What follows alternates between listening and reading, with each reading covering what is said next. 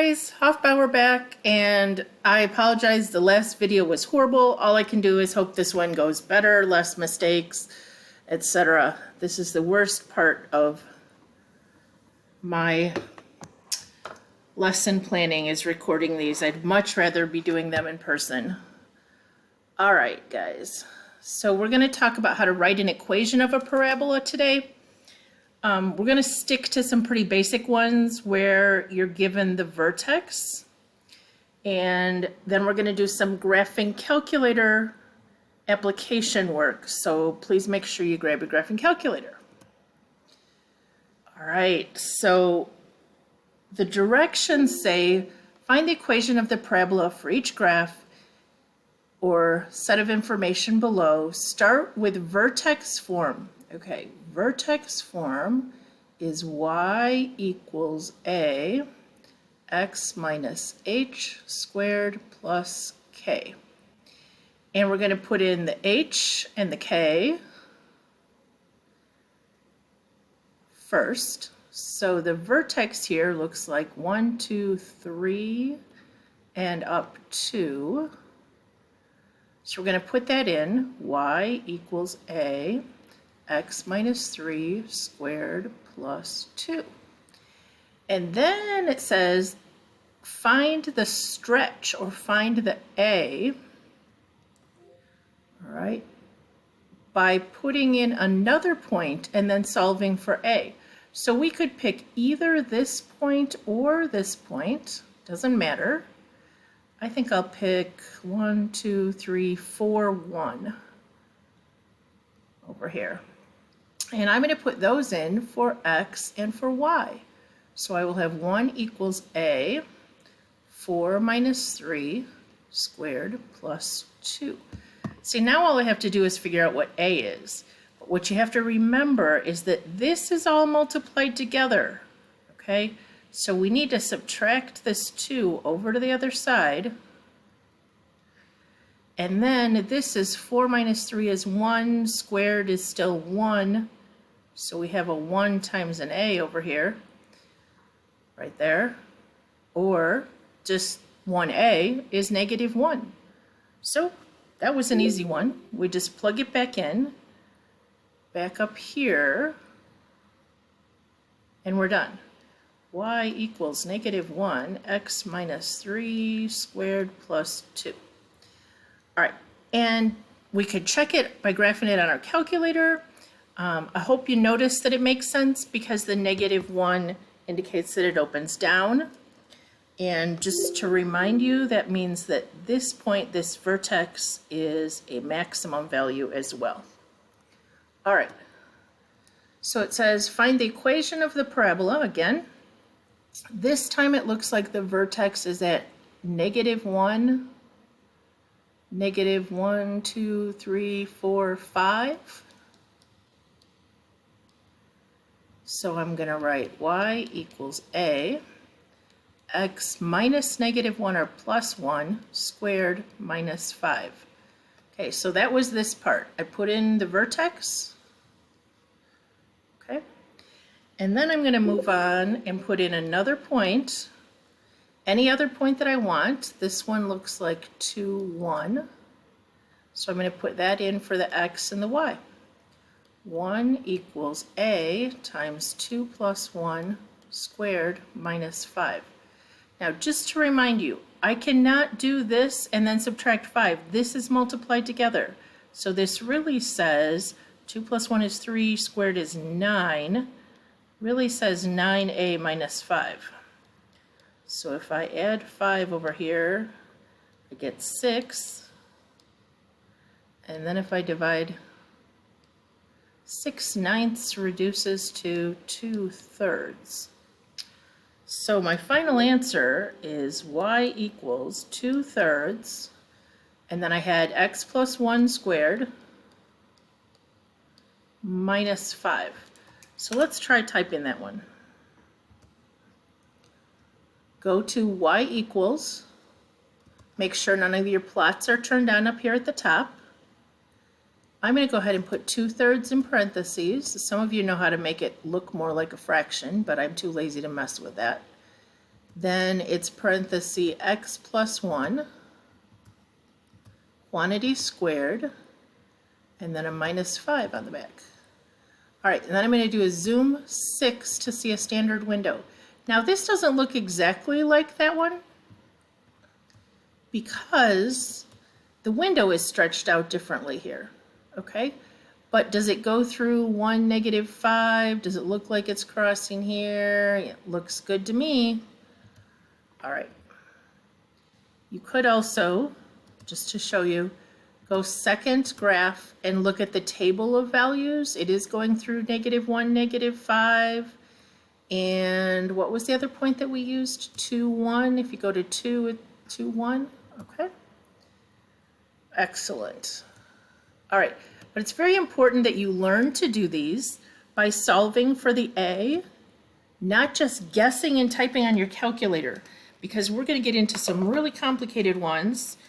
And I'm not always going to make A easy to find. So you need to be, we're not going to get into the complicated ones in this chapter, but in the next chapter. So make sure you're solving these carefully.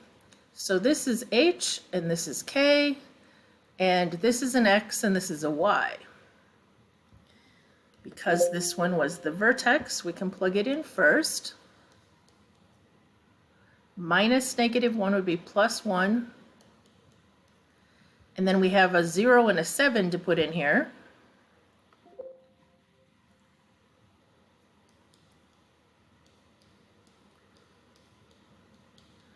This is an easy one because this is just 1 squared is 1a. Then we subtract the 4 and we get a is 3. So we have 3x plus 1 squared plus 4.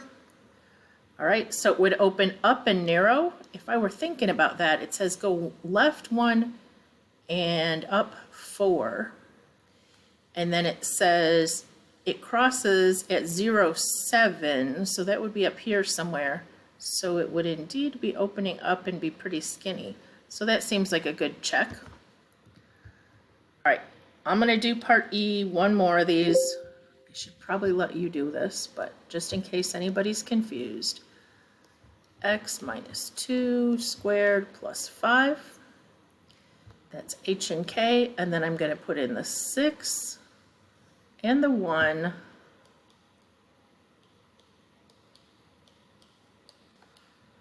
Don't do anything with that 5 until you've simplified here. So 6 minus 2 is 4, squared is 16a.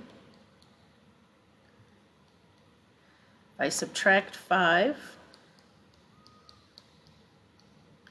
if I divide by 16, remember I'm not dividing by 4, I get a is -1/4, okay? So I'm getting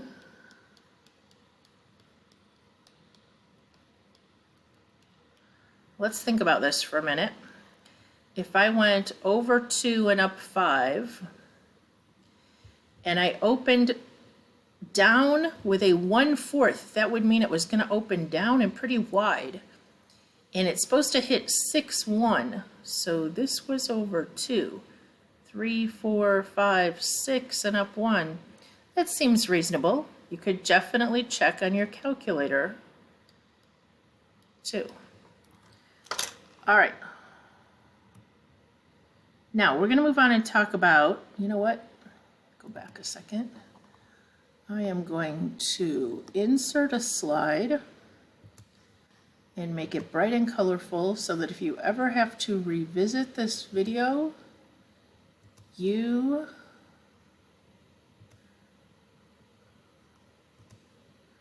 okay, having trouble here. What am I doing?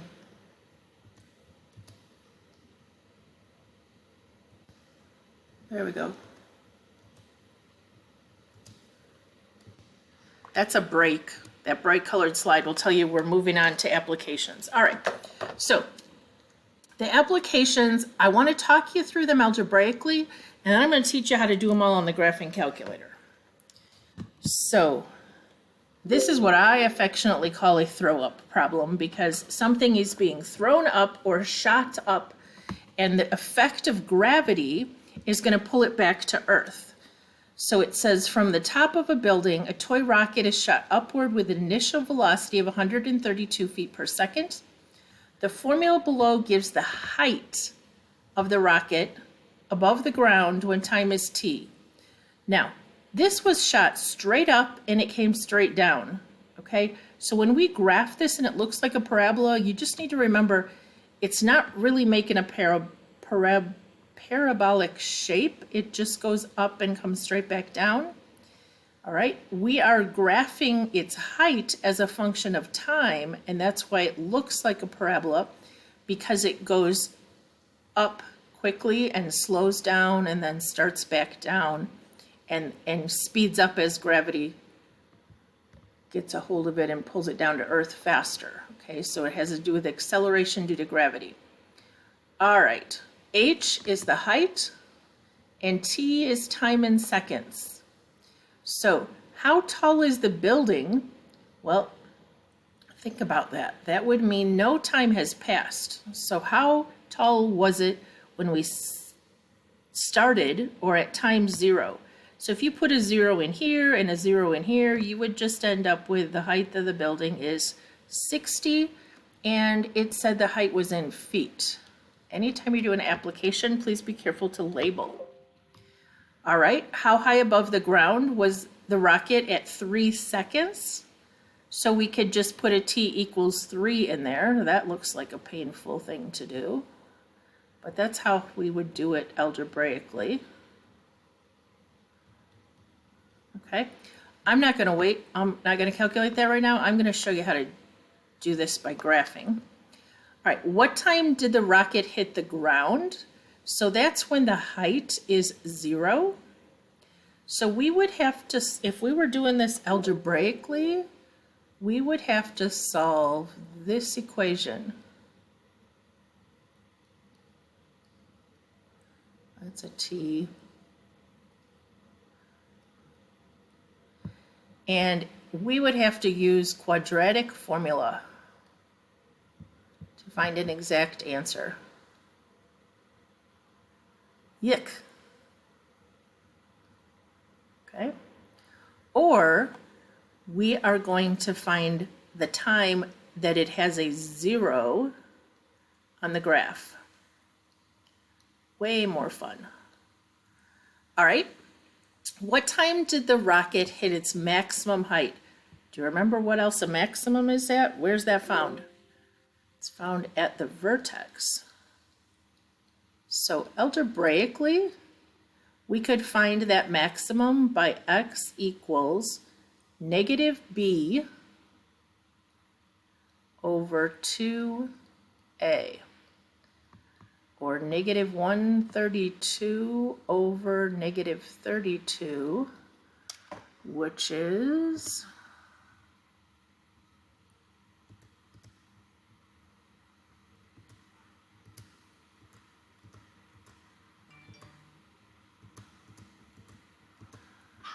.125 seconds into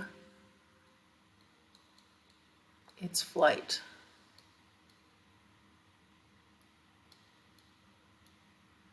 Now, what is that maximum height? We would have to put 4.125 in for t. That sounds kind of miserable. We're going to do it on the graph, okay? And then we have a bonus question here. At what time was the rocket exactly 300? We would have to put in for the y a 300 and use quadratic formula after we got it equal to 0 all over again.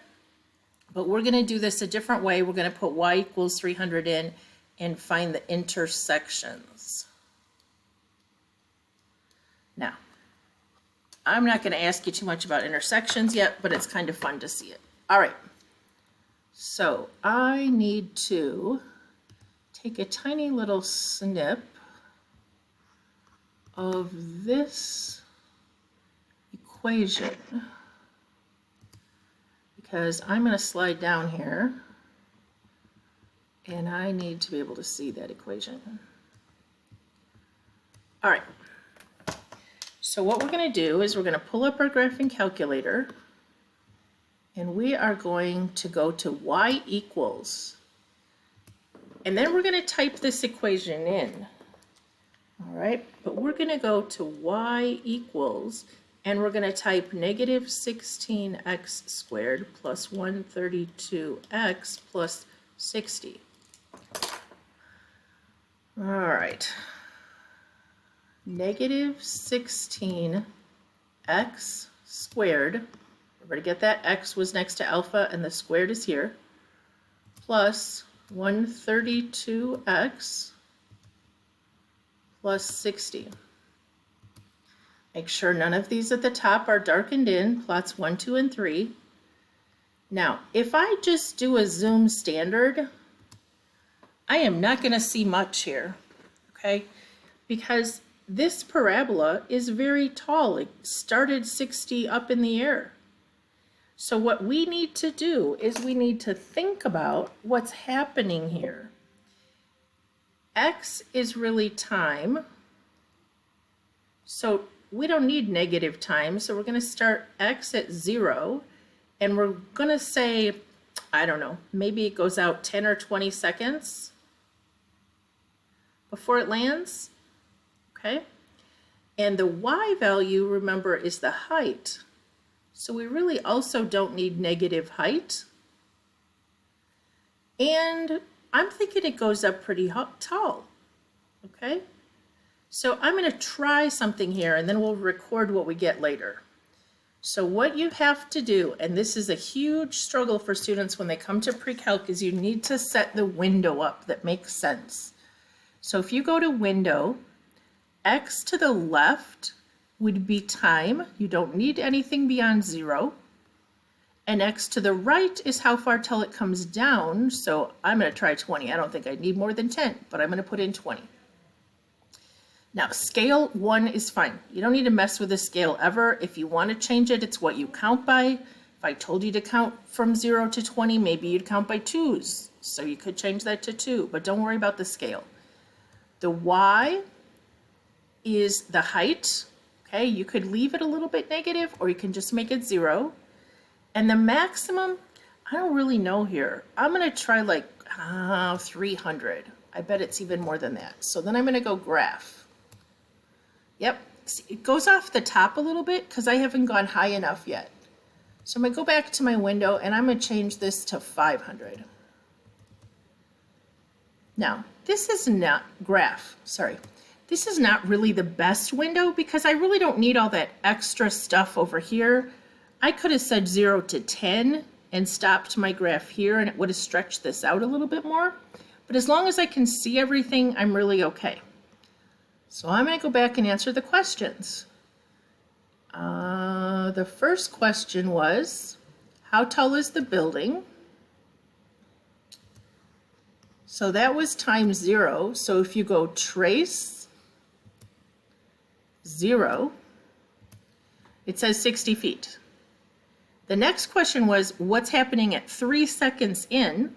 So you can go trace again or just type a 3 now that you're already in trace. And at 3 seconds in, it's 312 feet up. Let me record those before I forget. So right here, when we put in 3 seconds, we got 312 feet. And we did that by trace and then 3 after we set the window up. All right, the next one says, when did the rocket hit the ground? So we need to find the 0 on the graph. I'm hoping you remember from the last video how to find the 0. But it is second trace. We're going to calculate the 0. Now we need an estimate. So I'm looking here and it looks like 1, 2, 3, 4, 5, 6, 7, between 8 and 9 seconds. You could put between 5 and 10, it really doesn't matter, just so you're slightly to the left, enter. And then for the right, you have to be clearly to the right of it, enter. because it's only calculating between here and here. And it actually is trying all the numbers in between there and there. So that's why sometimes you don't get exactly 0. So I'm going to hit enter on the guess. This one I did get exactly 0. You might not have when you did it, but it might be a scientific notation that's an approximation of 0. But anyway, I got 8.68 seconds until it hits the ground.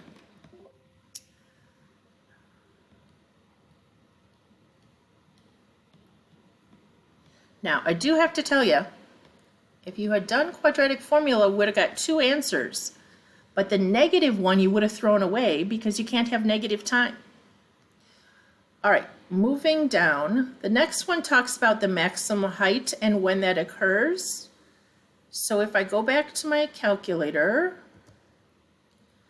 this time I want this maximum point, and I don't know if we've done this before. It's second, trace, and we're going to say maximum for this graph.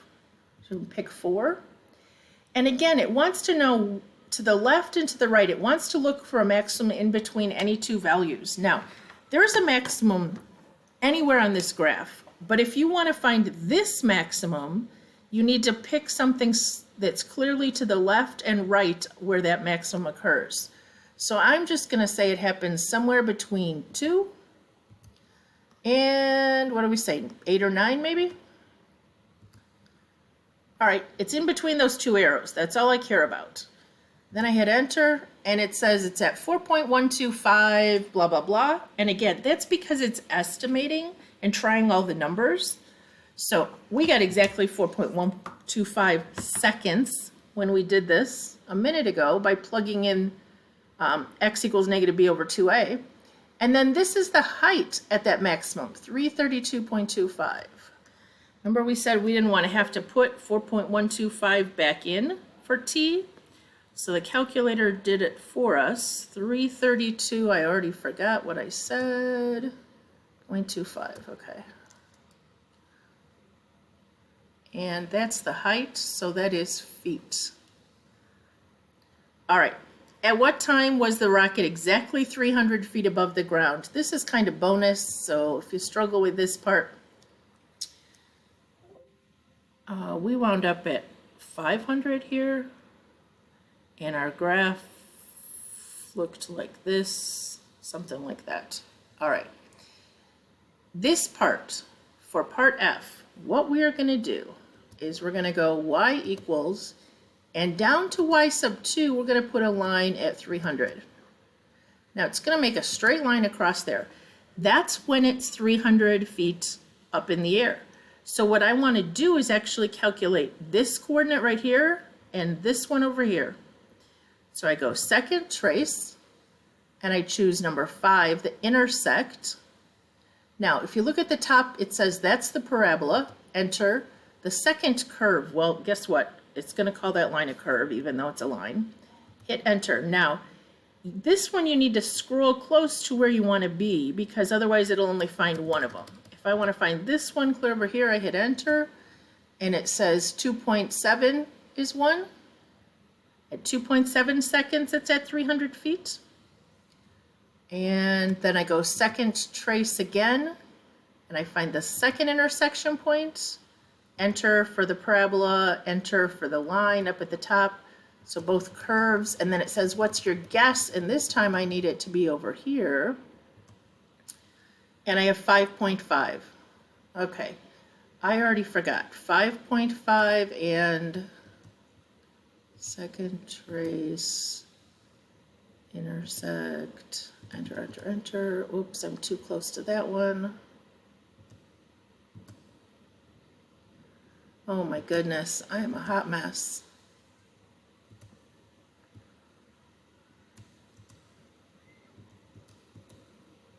.7 and 5.5. Oh my gosh, I can't remember.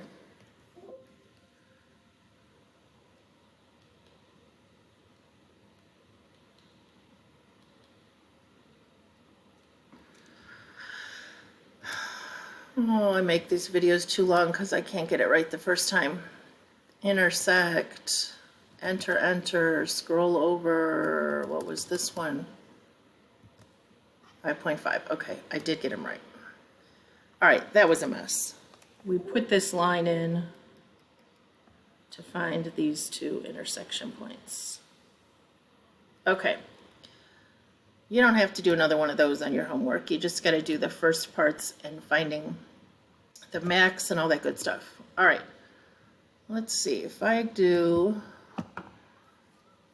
one more of these, at least help you find the window maybe, or I'll go through the whole thing real fast. I just don't want this video to be eternal. Okay. I'm going to type on my calculator, because I'm going to do the whole thing on my calculator this time. Y equals clear, clear, up arrow, negative 4.9. This time it's using meters per second. That's why it's got a different coefficient out there, but we don't care. We just type what it says, negative 4.9 x squared. We're not worried about t. Won't work if we use t. That's a different mode on this calculator. 229x plus 234. All right. So I'm going to just try my window that I had. Yeah, that's not working. Okay? Definitely not working. So what I need to change, 0 and 0, 0 time, but it didn't come back down in 20 seconds. So I must need to go a lot further. I'm going to try, I don't know, 80. I'm just making a guess here. Then it also didn't show the top of the graph, so I need to go a lot higher. I don't know. I'm going to try 2,000. So I'm trying to see the top of the parabola. So my window is still not high enough. So I need to change the Y value because that's the one that goes up and down. And 2,000 was not high enough. I don't know, I'm going to try 4,000, which should be plenty. All right, so there's my parabola. So I'm going to just cheat and drag this down here. And I'm also going to actually put this on here because sometimes it helps to actually see. I should have done that on the last slide. What we did was 0 to 80, and that was seconds. And we did 0 to 4,000 for feet to be able to see this. And we graphed y equals negative 4.9x squared plus 229x plus 234. Okay. From what height was the rocket launched? That's when t equals 0. So we could trace on the graph. Trace, 0, enter. And it says 234 feet, which should be what we would get if we put in a 0. Second question says, how high above does the rocket reach its peak? How high above sea level? So we need the height at the max, which the height would be the y value. So we can find that maximum, but we really care about this y value. All right, going back to the graph, it is second trace. We are looking for the maximum, and it's somewhere between, I don't know, 0 and what did we go out to? 40? Can't remember. Okay, that's good enough. It's somewhere in between there. So here we go, 23.4 and 209. 2909.6. All right, I'm going to have to put that slide over here because you know I can't remember that. So I have 23.4 and 2909.6. So the height at the max was about 29,010. And that was, I believe, meters. Yep. And this one was also meters, and I did that wrong a second ago. All right, done with that, so I'm just going to delete this little guy. One more question. Assuming it will splash down in the ocean, at what time does the splashdown occur? So looking at our graph, we need to figure out the x value here is when it will splash down. So I'm hoping you remember that that's called a 0. So we're going to go second trace 0. Now again, it wants a left and right bound. So I don't know, somewhere between like 30 and 40. Is 30 going to be far enough left? Yep, there we go, 30. And then my right bound 40. Uh-oh, that didn't work. All right, I gotta try again. So 30 and 60 maybe. I'm looking for a 0 between here. That's fine. And then you could scroll if you want. It's got to go on the other side over here, your other line. So enter so that it's in between those two, that it crosses the x-axis. All right. And I got 47.7 seconds until it touches down or splashes into the ocean. I think it was seconds. Let me go back and look. Yep, seconds. All right. So last question I have is a very basic old question about area and perimeter of a rectangle. But this does result in a quadratic, so I put an easy one on here for you. If you have a rectangle and you call the length and width x and y, and you do the perimeter, that's where you add them all up, right? So you'd have 2x's plus 2y's would equal 86. Normally we don't use two variables, but this is to help you understand where the expression I'm going to use comes from, okay? The area, on the other hand, would just be length times width, and that's 432. All right, we don't want to deal with two variables, so we are going to rearrange this one, and we're going to kind of use substitution here. If I divide all of those numbers by 2, so I have 2x plus 2y equals 86, and I cut everything in half, I will get x plus y equals 43, and then I could subtract the x over to the other side. So really what we've said is halfway around is 43, if all the way around is 86. So if this is x, this piece right here is 43 minus x. And this would be an x, and this would be a 43 minus x.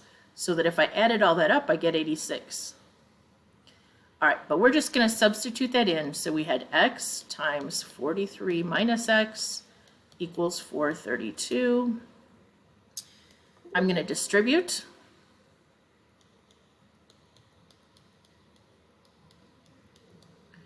Now, I could graph this on the calculator, but I think it's actually going to solve as a factoring problem.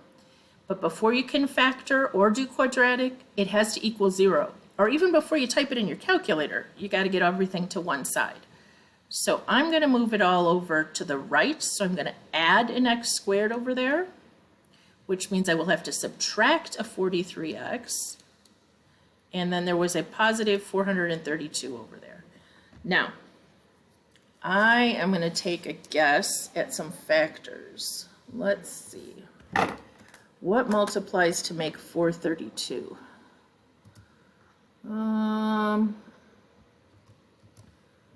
432 divided by, I don't know, does 16 go in there? 16 and 27, does that work? Did I get it on one guess? That was just a guess, guys.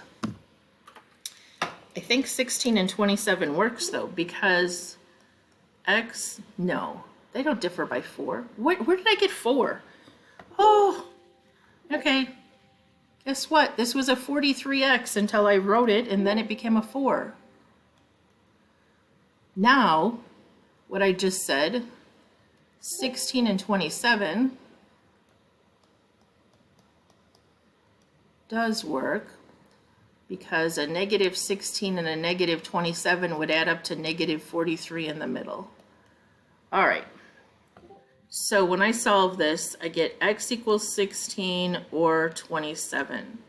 Now, if you went back here and you plugged a 16 in, 43 minus 16 would be 27. Or if you plug the 27 in, 43 minus 27 would be 16. So guess what? The dimensions are 16 by 27 or 27 by 16. And it was, did we have a label? Feet. All right. So that's a little rectangle problem. Area and perimeter. All right, so you need to do the practice. It is not all assigned. There are just a few problems assigned. Look in the Google Classroom for exactly which ones you have to do. And please do the practice so you're ready for the summative on this.